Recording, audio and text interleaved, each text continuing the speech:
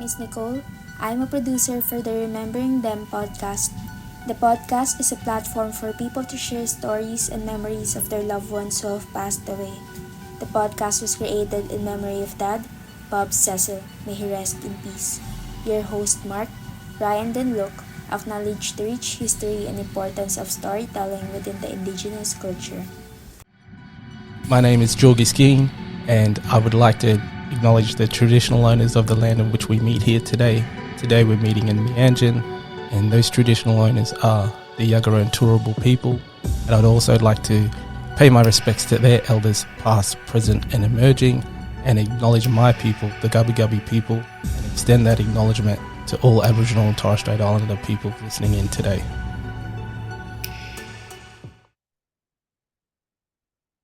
Hello, Luke and Ryan. Welcome back to the podcast. Well, good morning. Good morning, Ryan. You're struggling? On mute, Ryan. You haven't done this for a while, so it's too early for him. What? Man, I don't know what just happened. he misses about 5 or 6 recordings, and then he forgets how to unmute himself. It's my first Zoom call. Give me a break. Let's jump into the clues, Ryan. If you can keep yourself on unmuted, that would be great. No promises. Clue number 1 for you both, where our guest is from. Play along at home as always. I have to give a quick shout out to our good friend over in Maine, Amy. She does play along. We always wonder if people do play along, and I think she got the last one after a couple of clues. So play along at home. See if you can beat the boys. Clue number 1. One of the most linguistically and cultural diverse places on Earth is where we're at today, with over 160 languages spoken and a massive population of Vietnamese, Nigerian, and Indian communities, amongst others. We're after a city. You will have heard of this city. I was just thinking of Melbourne straight away. I was like, with that kind of. I don't mind it. Go for it. Locking in Melbourne? Yeah. Incorrect. Clue number 2. This might give away what country we're in. The soft drink or soda drink, Dr. Pepper, was invented here in 1885, making it the oldest major soft drink brand in the world, even older than Coca-Cola. I love Dr. Pepper. It's great. I do. Yeah, I do Dr. too. Pepper is great. Yeah. Didn't expect Red that. beer.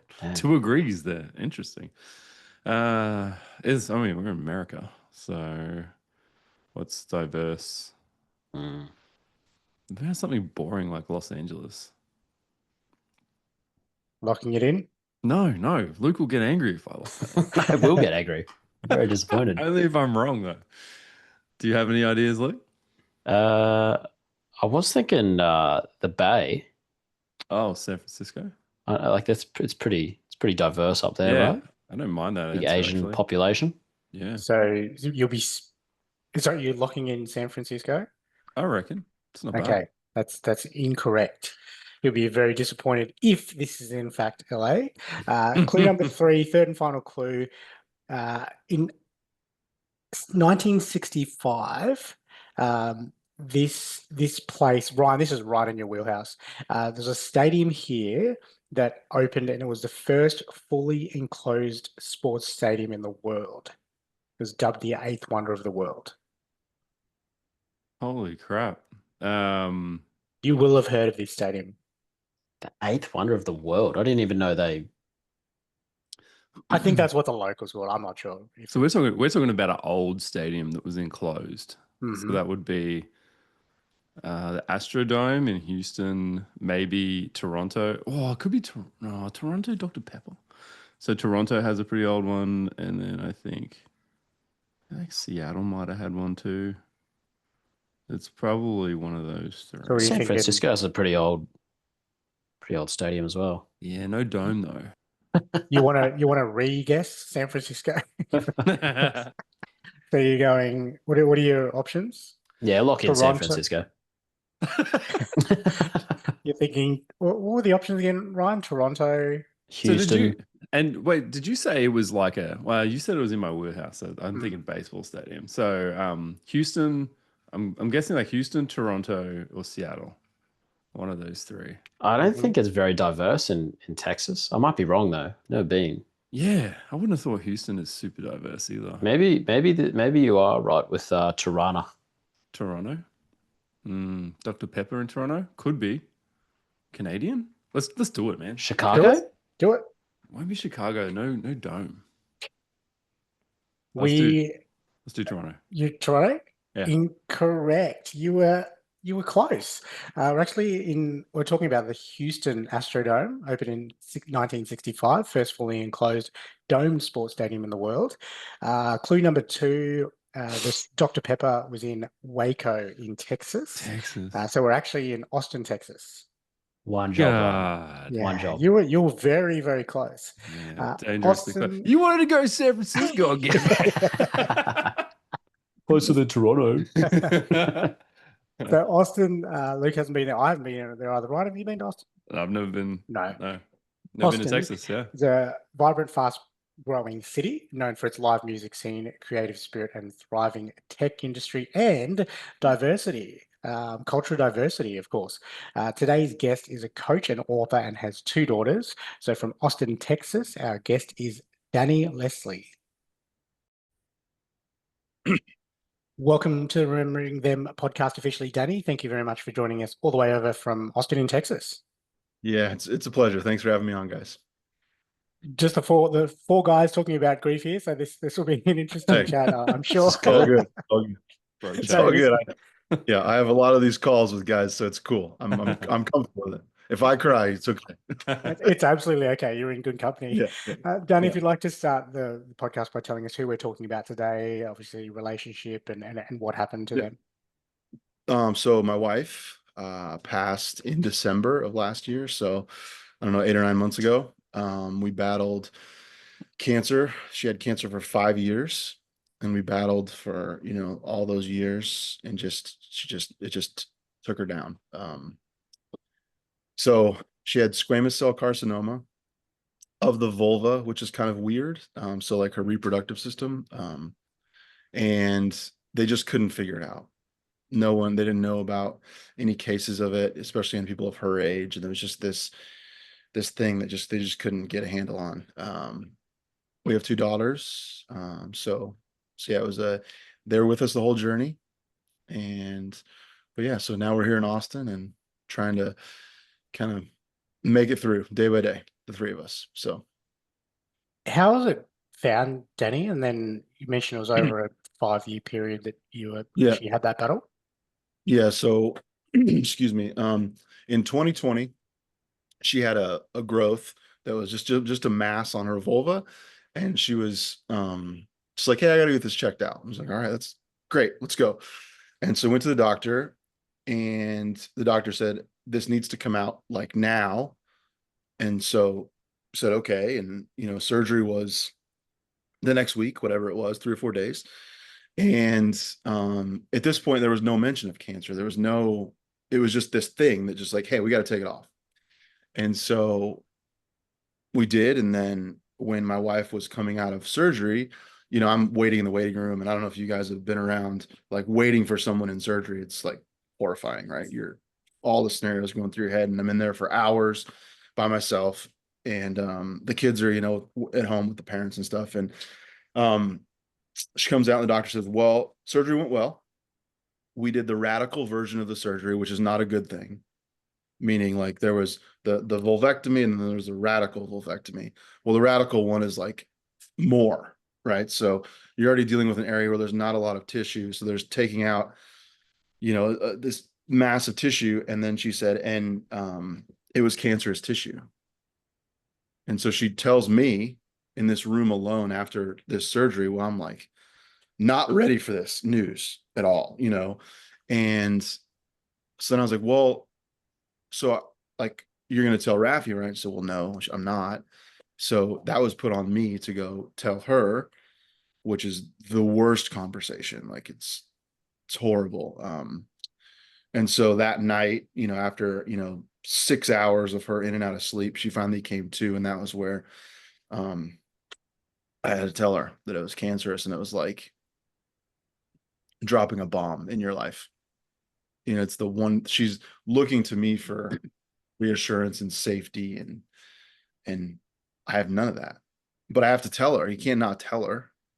But it's like carrying that weight was just, you know, and there were a whole lot of people at her house and I couldn't tell anyone else, and it was just terrible. And so then it was that, and then she was healing from surgery, and then it came back um in her lymph node and on her hip, and then that grew to like the size of a grapefruit, which was, it burst through her skin, and it, you know, just open wound for years. I mean, the story is just torturous. And each time that, you know, the tumor surge would show up, we, you know, went on a treatment path of sorts. And there were probably, with the surgery, probably four like surges of this cancer. And each time it was kind of like a moving target, you know, and you just couldn't get a handle on it. It's horrible. Yeah, I can't even imagine that situation, and then constantly. So it was a constant, almost battle over that 5 years, Danny. You mentioned, so it was just. Well, yeah. So we were at that time when that happened. I was managing a ranch. We were out in this place, and we had all this come down and all this happen, and it was in her recovery of the first surgery, and then the one on her hip kind of grew, and then I got fired from my job, which was not what I would expect to happen, but it did. We had moved to a new place, thankfully, because we lost our job and our house the same day. And then a very good friend of ours was like, "Hey, you can stay on our property." Another person gave us a fifth wheel camper. Like it was insane. The story is insane. And we were there, and then I ended up getting work again, and then it came back again, and we were flying to Atlanta now. We had been in Tulsa, which is in Oklahoma. I realized you guys, so it's Tulsa's in Oklahoma, which is where we did all, she lived there for like 9 weeks, and we just traveled back and forth 4 hours every weekend just so she could come see the kids, which was so horrible. She was the heart of our family. She was the family, right? So when she's gone and I'm at work, you know, and the kids are, it's chaos. It's complete chaos. And for 9 weeks, we just went back and forth, and it was terrible, but chemo and radiation, all those things.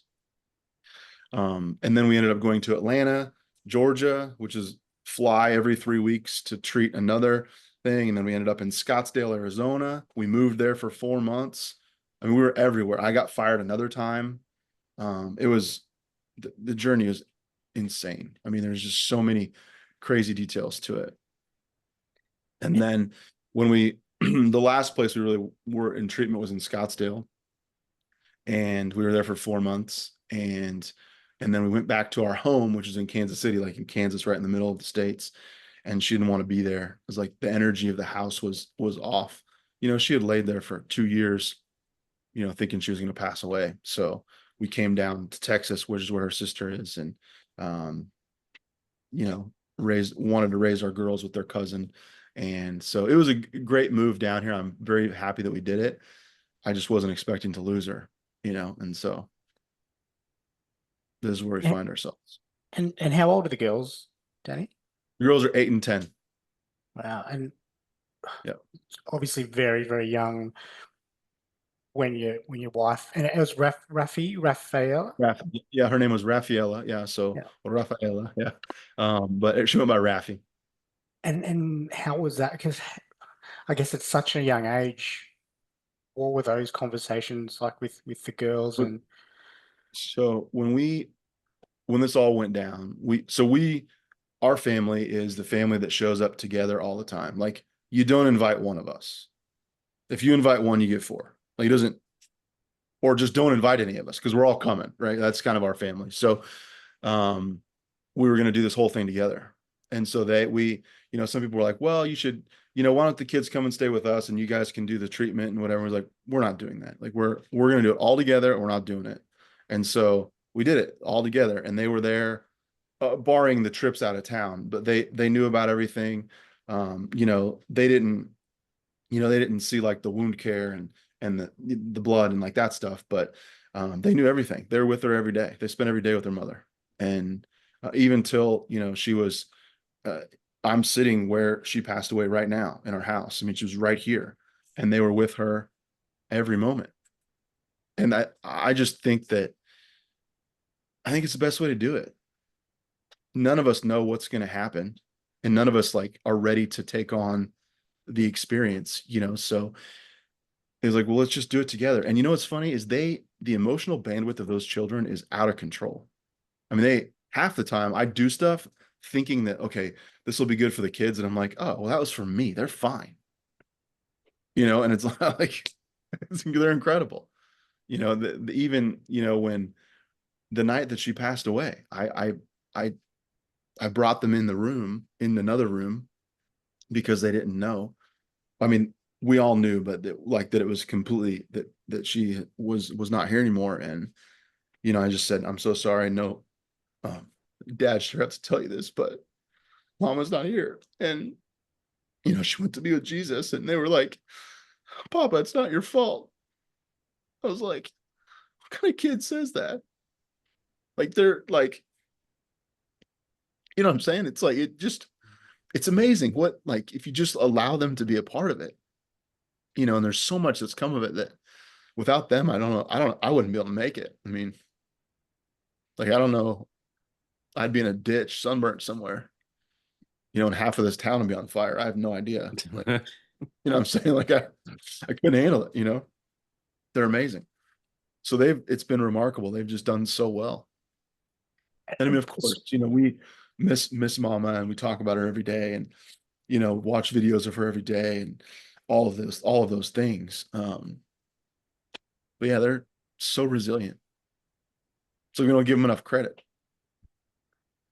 Like, they're the ones that are plugged in. We're the ones that are distracted, and they're amazing. Hey Danny, when you guys were traveling around, were you seeking particular treatments each time, or particular doctors or something? Yeah. So the problem that we were having was no one really knew what to do. Like I said, she was very young. Most people that have that form of cancer is like 60-year-old women, that are smokers. And my wife's 30s, doesn't smoke, eats healthy, doesn't drink, it completely an outlier. So we kind of, found one way and went the conventional way the first time, chemo and radiation, and did a lot of integrative stuff too. And then when it came back, we ended up having to go back to chemo. And then we did an immunotherapy. I mean, it was just all kinds of different things. It's also, it's hard to find care sometimes. There was an organization we were with in Tulsa, Oklahoma, that actually we had a surgery scheduled. So after she had that, the grapefruit sized tumor that ended up going away, like gift from God, they were going to do a huge plastic surgery, and the plastic surgery was like an 8.5 by 11 sheet of paper of skin they were going to take off, and then they were going to put other skin there. Which, you think about that, like on your hips, is like the trauma of the surgery is like, how do you survive that? And we were on board. We were like, we're good. We can do this. We were ready to go. 3 weeks before the surgery, they called us, and the cancer center closed. What? And we were like, they closed? What do we do now? Like, we had already gone through 9 weeks of chemo and radiation. She has a hole in her hip. We could put a tennis ball in there. And they're like, we can't see you through your recovery, so we're going to cancel it. I'm like, what do we do? And so we stayed within the organization, actually, and they had a place in Atlanta, which is in Georgia. And thankfully, it was very, very much the same experience. The staff was amazing. It was really good to go there. But you talk about, it was so stressful. Like, you're holding on to every word they say, and then it comes up. It's apparent that it's like, oh, this is a business. Like, they're doing a business. Yeah, they care, but it's a business. And that's a hard thing to hear, especially when you're in this position. Yeah, I'd imagine that would be jarring, because you're focused on you're gonna effectively help us, to try and beat Yeah, this I thing. And mean, then yeah. Well, the thing that was really interesting that we found out was you realize that well, not every, but I would say most practitioners are operating inside of a box, right? They have certain available things for you, um, but they're not going to tell you that they have a box.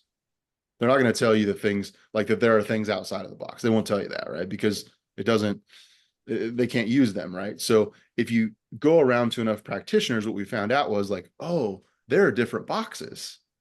Like some people have different things available. Different places have different things, right? So you're like, oh, well, all of these boxes are arranged on some sort of a map. And you're like, no one talks about the other boxes, nor does anyone refer to this map that is bigger and contains all the boxes. And then if you keep pursuing things, you find out that the map is actually a part of a bigger territory. But no one will tell you that because it's a business. So, but at certain points, it's like, well, this solution doesn't work. So if you don't have the wherewithal to go find another one, you just deal with what doesn't work. And that's really terrifying because I think it happens a lot. But it was like we've started to find these things. It was like, man, there are answers like to this all over, and we tried and tried and tried different things. And you go from the traditional like medical system insurance model, and then you go to like we paid cash one place, which is very expensive, but have different options, and it's tailored to you. And it's like, I mean, it's mind blowing. But it just, we just Yeah, couldn't. I was gonna ask you how Yeah. did you have to bootstrap this whole thing? Like, healthcare in America is obscene. Like the We did expenses. actually. So we, when this first started, we had a very close friend of ours do a GoFundMe for us. Um, treatment was, I don't know, $100,000 or something like that. I mean, it's like, who has that? Maybe some people, not us. So we started doing a GoFundMe. Over the course of the 5 years, we probably did maybe 3 or 4 of them. I did a pickleball fundraiser. I don't know if you guys know pickleball. It's like taking over the States, but did a pickleball fundraiser to raise money, did a silent auction, anything we could do. Because I got fired twice from 2 different jobs in these 5 years. So like for at least, I would say 2 years of the 5, I was unemployed. So a family of 4 living unemployed. And not to mention, thousands and thousands and thousands of dollars every month going to medical things. I mean, like gauze, like enough gauze to fill up any of the rooms we're sitting in right now. Like insane amounts of things like that. I'll tell you one story. It's like, so when we went to Scottsdale, we sat down with them, and this was the cash place, by the way. And they basically said, yes, we can treat you. It's going to be all in with your stay, your food, like all that stuff, which isn't them, but like to live in that town and eat and all that stuff. It's like, it's basically $200K for 12 weeks. And we're like, okay, Same. like, what do you mean? It doesn't make any sense, right? And so that we were sitting there with this lady, and it was like, this was our only hope. And so she says, all right, well, if you want to do it, we want you to do a blood test today, because we were leaving town that day to go back home to see our kids. It's, we need this blood test. The blood test is $2,000, and this will get us started. And I was like, we don't like we have $2,000, but we got to pay rent in our house. Like whatever, like whatever, do it. Big deal. So we contribute. We're like, yes, we'll do it. But $2,000 means 200,000, right? It's like, doesn't, so all the while not knowing what we're going to do. So the whole time, like, all of these things have been happening, crazy events. And we started to, I don't know where you guys stand with your faiths, but like we started to call them Jesus moments, because there were things that would happen that were like, they defied all logic. And I'll tell you that I didn't earn all the money. I'll tell you that, right? So we get there, we're there, we need $200,000. We go home, committed to the trip. And we're like, all right, well, when do we start? And like, well, we'll start right now if you guys are here. Well, we had to go home, move our kids and us to Scottsdale. We don't have a place to live. We're just going. Like, all right, cool. So we put up a GoFundMe. I promise you, within 10 days, we had near all that money driving to Scottsdale. And if I wouldn't tell you, like, I saw it happen. God did it. Like, I didn't earn. I mean, I'm telling you, like, how does that appear? Like, it's insane. It's insane. And the whole time, like, our whole story is there are story after story after story after story that happened like that were completely outside the bounds of my capabilities, my wife's capabilities. It's just like here. And the one thing that was always true was that we committed to this thing before we had the wherewithal to do it. And then it showed up. It was unbelievable. I mean, it's unbelievable. I wouldn't believe it unless I was there doing it. That's crazy. Danny, you mentioned briefly there a little bit earlier around talking about Rafi every day with the girls. Yeah. Prior to her going through this horrible journey, how would you describe her to a stranger? This is a paid partnership with BetterHelp. Hey Luke and Ryan, life gets heavy sometimes, especially when grief hits. For me, that weight often shows up as anxiety. Yeah, it's not always one big thing. Sometimes it's just life piling up, work, relationships, trying to hold it all together. Suddenly, I'm anxious and don't know why. Totally. I used to think anxiety meant panic attacks, but for me, it's more like overthinking every choice or feeling like I'm never doing enough. And it can even hit on good days. Out of nowhere, I'm spiraling over things that haven't even happened yet. It's easy to feel alone in it, but you're not. That's why we're talking about our paid partner, BetterHelp. BetterHelp connects you with credentialed therapists who can help manage anxiety and more.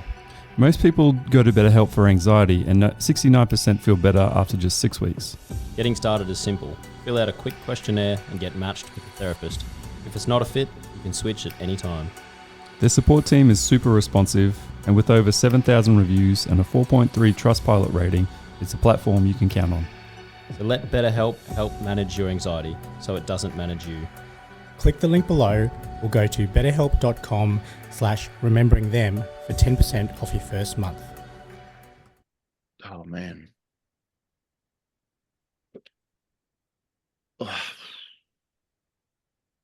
I saw her laugh one time, and I fell in love with her.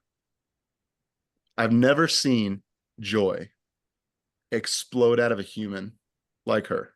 Like when she would laugh or when she would like love you, or I mean, there was nothing like it. I had never experienced anything like it. And it's funny because I post videos of her every day on Instagram, because our whole time we were together, I was trying to capture her, like the thing about her that like we get enough of it. And you ask anyone that's known her and they're just like, she was the best. I mean, she was magic. And if you got to be part of it, there's nothing better. Like I could have cared less where we were, what we had. It doesn't matter. I could care less. She was just, that's why I talk so much about her and I post about her, because she was one of one. I don't know how I got so blessed to marry her. I have no idea. But she's just magic, man. It's unbelievable. Where was that moment, Danny? Where you saw her smile? Where was that moment where you met her and saw her smile and then you fell in love? So we were in Los Angeles, California, when we met, and I had a kind of like a fledgling a gym program in the park, and we were there, and she came to our class and was part of our community, and she was so fun. She like managed the barbecue restaurant. She was just this like super fun chick, and we were just messing around. She laughed, man, and I was like, I mean, I talked to people that knew us back then that were there in those moments. It was like 2010, and they were like, I knew something was going on with you two. And this is before we ever like were together. I had another girlfriend. I had a girlfriend at the time. She was dating some guy, and it was like, no, there's some weird, like whatever's between those two is, and it was like we were just kind of like figuring it all out. But I'll never forget. So she pulls up to this park. And have you guys ever been to Santa Monica? Do you know what I'm talking about? In California? No. Right. The Okay, beach. so yeah, so there's a park that's like pristine green grass, towering palm trees on top of a 100-foot cliff. And to the west is the ocean. I mean, it's like if there were a place for sunsets, like this is the place God was like, here, come here for sunsets, right? Mhm. So so we have class there, and so I'm waiting for class, and Raffi pulls up in her car and parks her car, like parallel parked right next to the park, and she has a car seat in the back of her car. And we weren't dating at this time. I didn't know her very well. And I was like, oh, I was like, do you have a kid? And she goes, yeah, I have a daughter. And I guess like whatever look happened to me, to my body, she saw it. And she knew she got me. Like her whip, man, was so fast. She was so fast.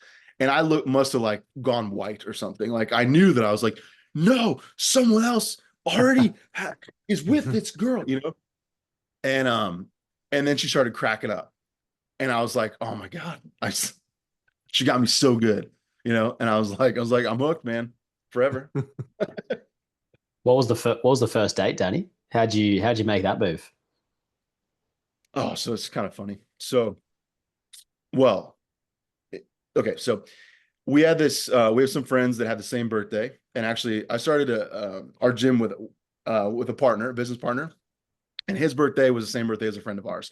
They had a sweatsuit dance party that night, and so I wore a yellow terry cloth onesie with a raccoon collar, which doesn't make any sense, and pink Chuck Taylors. You got to commit, right? And so all of our people were there. Raffi was there, and we were all just out dancing or whatever. And I was like, I'm just gonna lay one on her, and I just kissed her right there. And after that, it was kind of like, okay. So for me, I was like, so I guess we're together. And she was like, no, we're not. I was like, yeah, we kissed. We're not together. Like, what are you talking about? I don't just go out and do that. And she's like, no, we're not together, man. And I was like, yeah, we are. So it was like 2 weeks of like sorting through that, and then we were, and then that was it. So it wasn't really a first date, but I mean, yeah, just laid it on her and it worked. I mean, Perfect. be bold. I don't know what it worked. I don't know. Yeah. Yeah. Danny, you mentioned sharing a lot of stories and memories of her on your Instagram. Do you have one that you can share with us that stands out? The Remembering Them podcast is supported by My Legacy Message. How do you want to be remembered? My Legacy Message provides a service that delivers a personalized keepsake video to your loved ones, often as a surprise after you pass. My Legacy Message, be remembered. God, there are so many.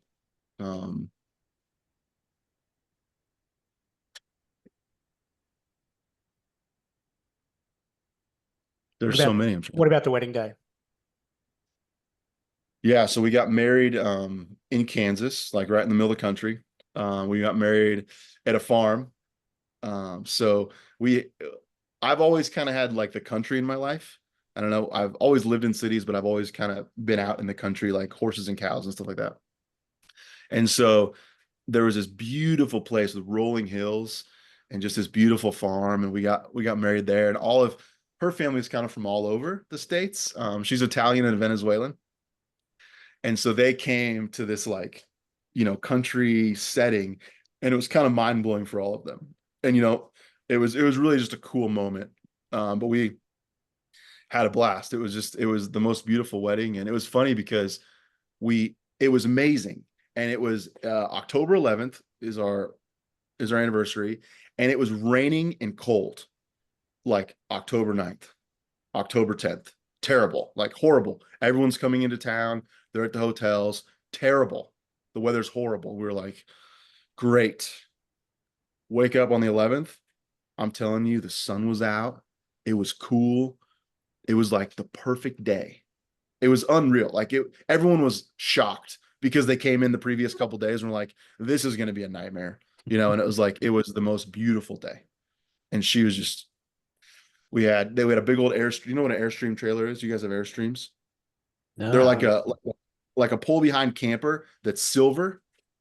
Oh yeah. You've seen those. I They're know like the one you mean, yeah. they're called Airstreams. But that was where all the bridesmaids all got ready in there. Like they had like sinks and mirrors and stuff. And so they were all in there getting ready. And it was super cool. We had just a ball.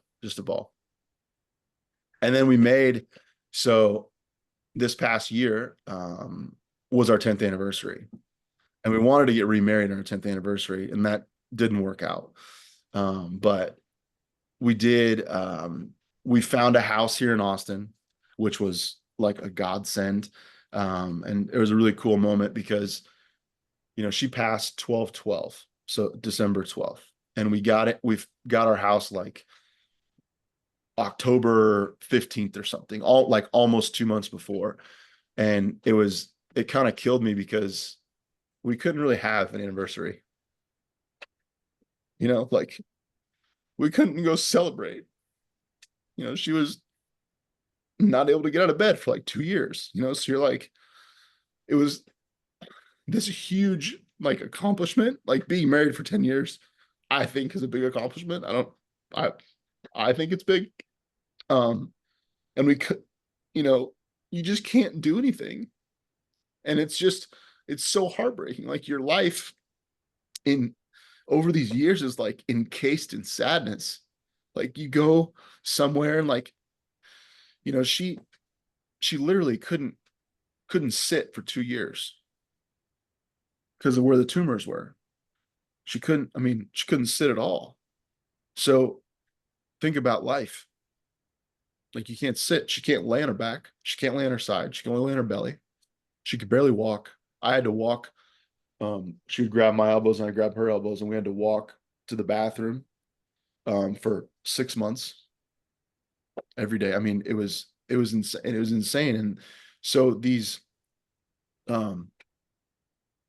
like the anniversary, I was so happy that we made it there. But she comes out and she said that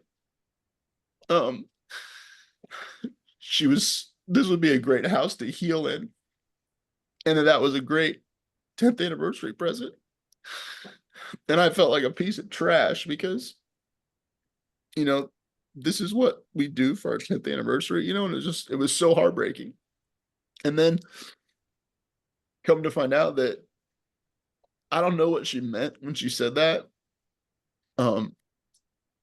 If she meant for her to heal or for us to heal, because I don't know where she was like mentally, which is like another cul-de-sac you like just die in your head, like trying to figure it out, but I forgot what you guys even asked the question. But That's okay. But yeah, so it was our 10th anniversary. So we made that, which is amazing. Thanksgiving she made, which is amazing. Our daughter's 8th birthday was November 30th. She made that, and I didn't think that was going to happen. And then after that was when cognitively, because what was happening to her was her calcium in her blood would go up because the tumors that she had would make calcium come out of her bones into her bloodstream. And when calcium gets in your bloodstream, you have heart problems, and mentally you just lose your faculties. You just can't, your brain just doesn't work the same. So after, all of December, I don't know how, it was really hard because, in your head, I don't even know that I even thought about this, but it seems to be when you think you're going to lose someone, you like have a last conversation and then you hug them and then they die or something. I don't know. I never thought about it, I guess. But that's not how it went. She just kind of faded. So it ended up being 4 or 5 days where there's no response. And I just talked to her, it's just like, it's so heartbreaking. It just, it's like things that you don't know to think about. that like, I was like, I should have thought about this. You know, it's just, there's just so many things you can beat yourself up about. But yeah, there's lots. Danny, lessons from maybe, not necessarily throughout her battle with cancer, maybe her as a person, lessons that you've learned from her and will maybe teach your kids or take on yourself. What sort of things that will you remember Um, Rafi by? well, the most important thing I think I learned from the whole thing is about being on the same side of the table as someone. Um, there were many times where it's so easy to let the frustration of the day, like the logistics or the pain or the tiredness, or all the kids or the dogs or whatever, to let that frustration move um the cancer in between us. So we're fighting each other about the cancer, as opposed to like we're sitting on the same side of the table looking at the cancer. Like, how do we go about this? And it took us a lot of disagreements, and we both are very hard-headed. But for me, I realized that it's worth more to be on the same team and be moving in the same direction than it is to like have the solution. And I really try in my life with anyone to try to get myself on the same side of the table as them, whatever the situation. And it could be with you guys, it could be with my kids, it could be with a work anything.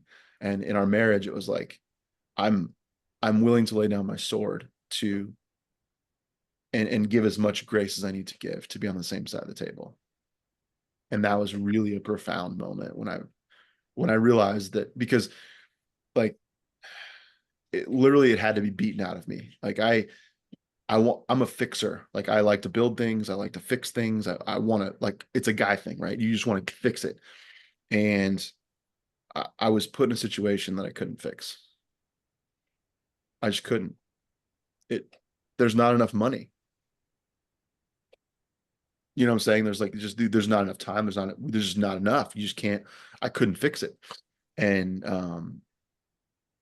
then it was like, okay, well, we have to go about this together. And that was pretty profound for me, because I would rather do something alone and make sure it's done than work with somebody else and be like, we kind of messed it up. But I learned with her, I was like, doing it alone it's not a thing. Like, it's just not. And you gotta, and that was my choice. We got married. I chose her, and that was fine. Was what we did. So there's that. The one thing that she had such joy in her life.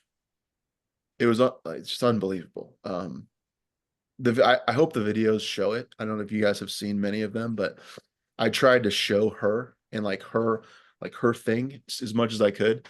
And I realized that I don't do that. Like, I'm not like joyful. Like, it's not explode. Now I have moments where I am, but I get caught up in the things, like the things to do, like, I got to do this, I got to do that, da, da, da, da. And it's like all of a sudden it's like the joy is gone. And it's like, start losing things. Like, lose a job, lose another job, lose your wife. Like, none of this shit matters. Excuse my language, but like, we need to find the joy like right now. And then also like the closeness. I speak a lot when I write about loving your people, because, man, you don't know how much time you have. Like, she's 35. And if you did the math, like, you put me up against her, like, I would be gone. Like, health, like, all that stuff, like, that's not what happened. And it's just, we have to invest in our moments, because we all get distracted. Like, social media, whatever. It's like, you need to spend time with your people. And that was something I really came to appreciate in this journey that I wasn't very good at. I had to learn it.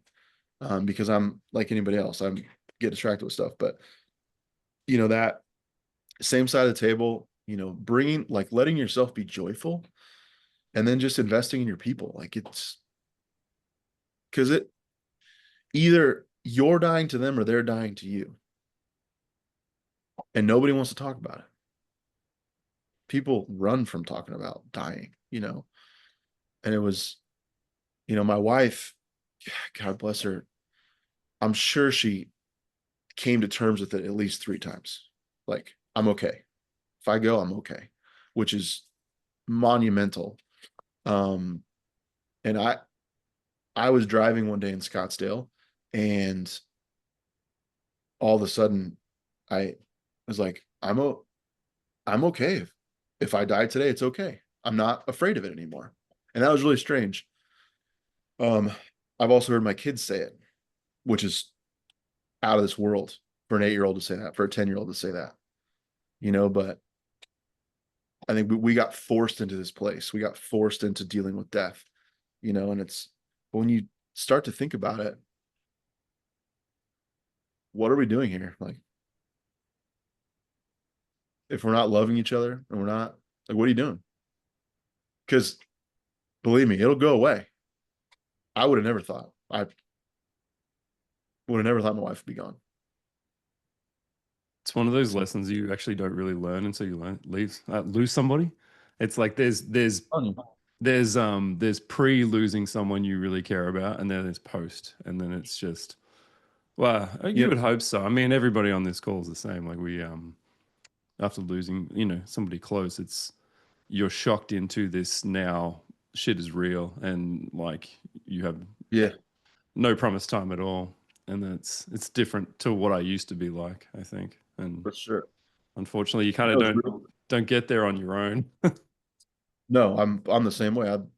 I had to get pushed there, and the one thing that I'll tell you that I did that was so helpful was I read a book that was talking about death letters. I don't know if you guys are familiar with death letters, but like in the military, they're very common, where someone goes overseas and they write a letter to their family, and if they don't come back, they give them.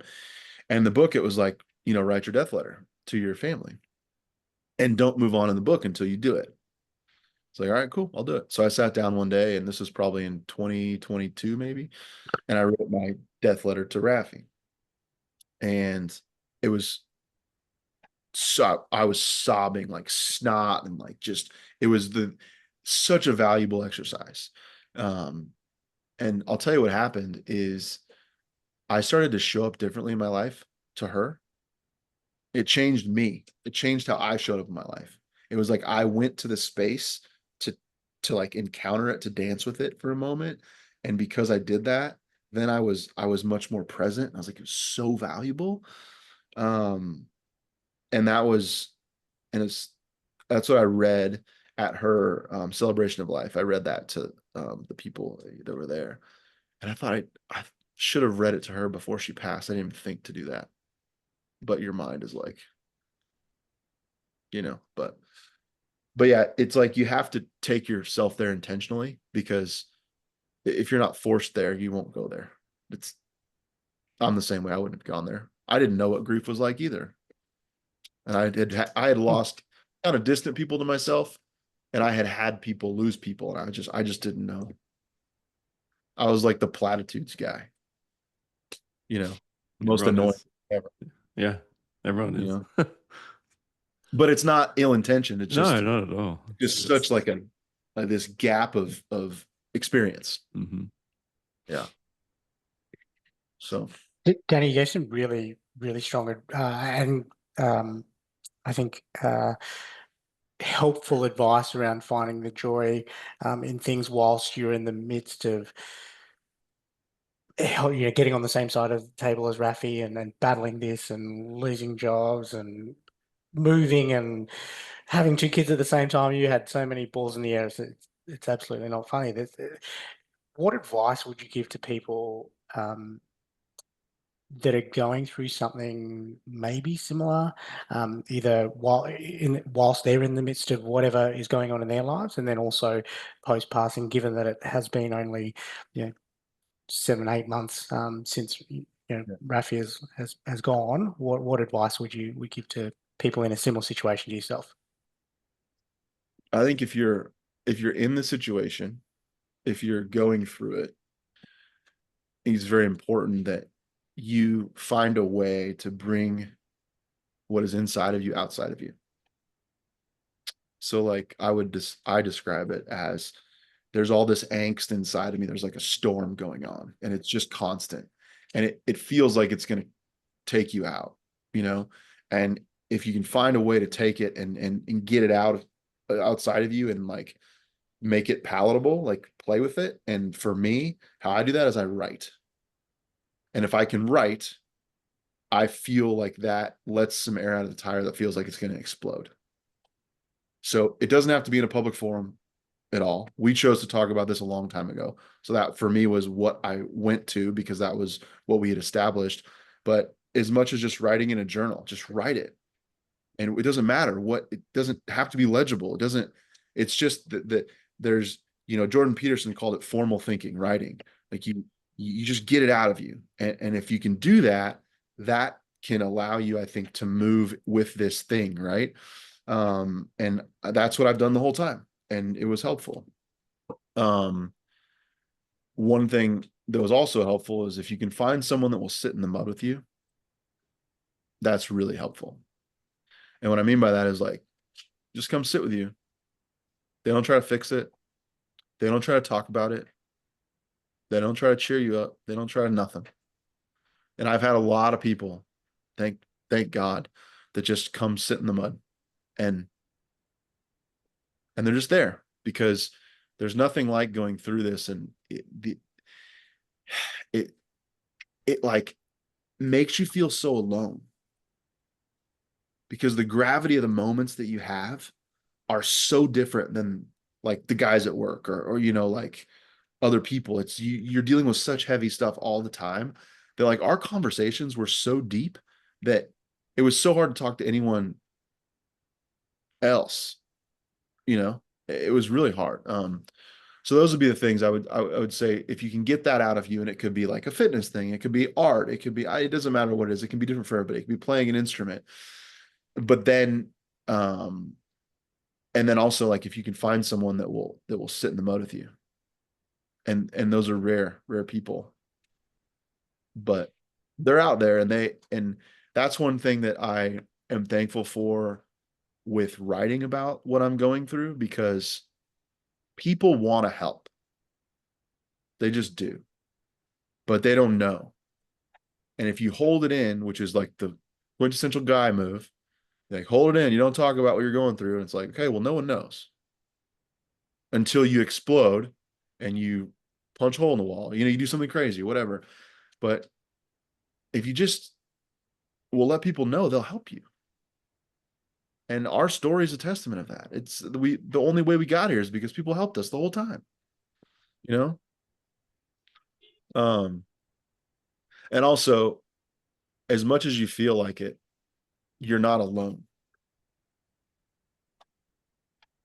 There are people that I hear stories on my Instagram from people that are so incredibly sad and that they go through. And it's like, man, I never realized how many people deal with loss. And that sounds so dumb to say because obviously we deal with loss, but it's so common and people just don't talk about it,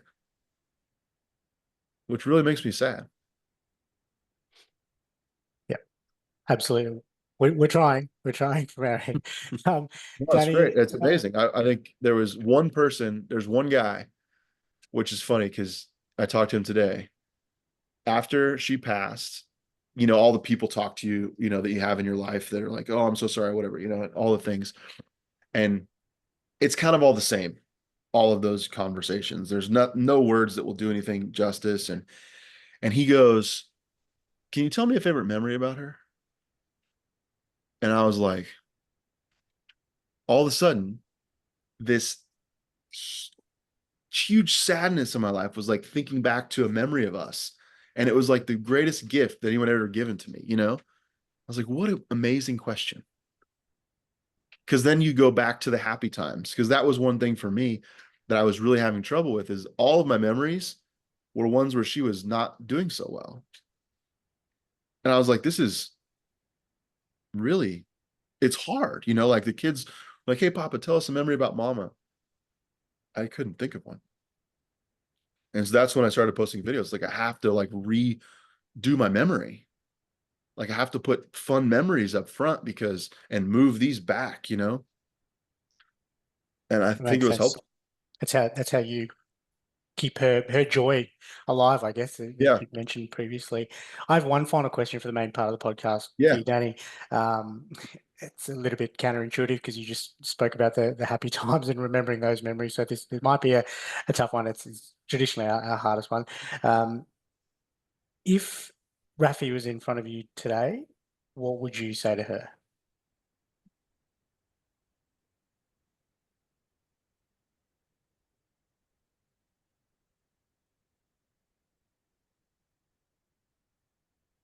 I would just say, I'm so sorry you had to go through all that.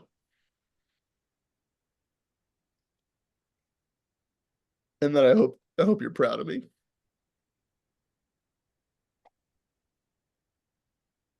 And our Thanks, Danny. girls. Yeah.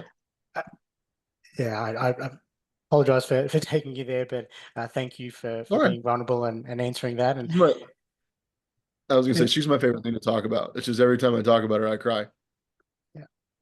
Well, thank you for coming on to the podcast and sharing stories and memories of her and giving people, sharing that wonderful advice that you gave. I have no doubt that it will help someone else that is going through something similar, if not similar, something completely different, but going through their own grief journey. As you said, so many people go through it and it just doesn't get talked about enough. So thank you very much for joining us. Yeah, thank you for doing this, guys. So Ryan and Luke, that was Danny from Austin, Texas, where he's now, but he was all over the place. What an amazing chat. What an amazing story. What a sad story.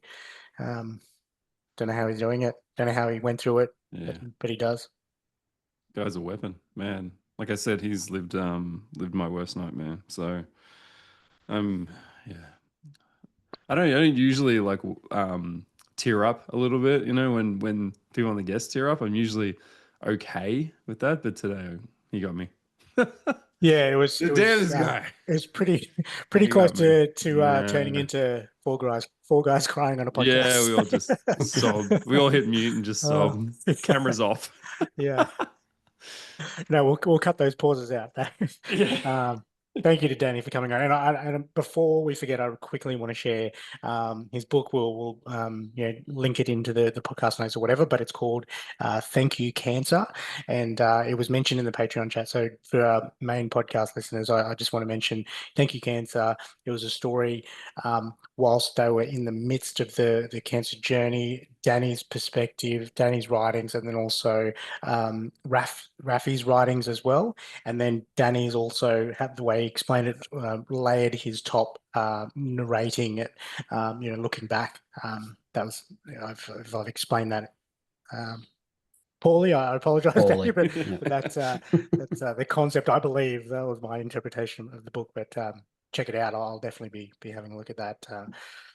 Yeah, I just tried to buy 3 books for us, but they don't ship to Australia. Oh no! I know. Maybe might be a can personal request from the man himself. Maybe we can just go direct, cut out the publisher as well. I think so. I think we'll just contact Danny directly, and we'll pay for shipping and whatever. I genuinely want a copy of that. Yeah, me too. And Danny, get him to ship to Australia. Far out, man. I don't think it's his choice. No, it's not. Yeah. What a sad story, but what a great chat from Danny. He's like so in tune with his emotions and mental side of it. I thought it was great to have him just come on and 1 minute he's bawling about, something that happened in the process, and then the next minute he's smiling and laughing at something she did. But he's like wise beyond his years, I think.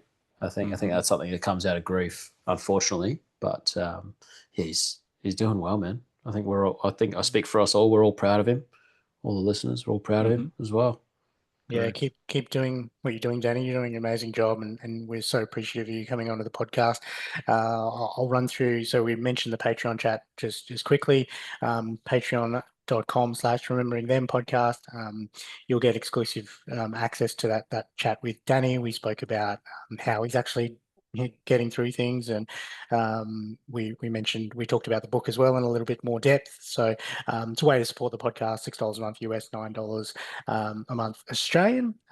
So pretty small price to get exclusive access to those chats with our guests, and just a way to support the podcast as well.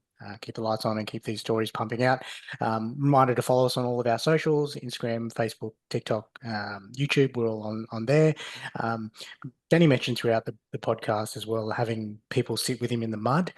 So a reminder that we have that partnership with BetterHelp, betterhelp.com/remembering them, where you can speak to a credentialed therapist. If you don't have that person to sit there in the mud with you, then you can speak to a credentialed therapist. 10% off your first month with BetterHelp by using that link in the show notes as well. And then also a reminder that we have the My Legacy Message service, supported with the podcast, mylegacymessage.com.au. Danny mentioned in the podcast the death letters, which I think is a fantastic concept and idea. And the My Legacy Message service is, of course, videos where you can record and leave those messages to your loved ones, which, Danny continues to share stories and memories of Rafi on his Instagram, but it's a way that these videos you can preserve those legacies and have them delivered to your loved ones, often as a surprise after you pass. So check that out, mylegacymessage.com.au.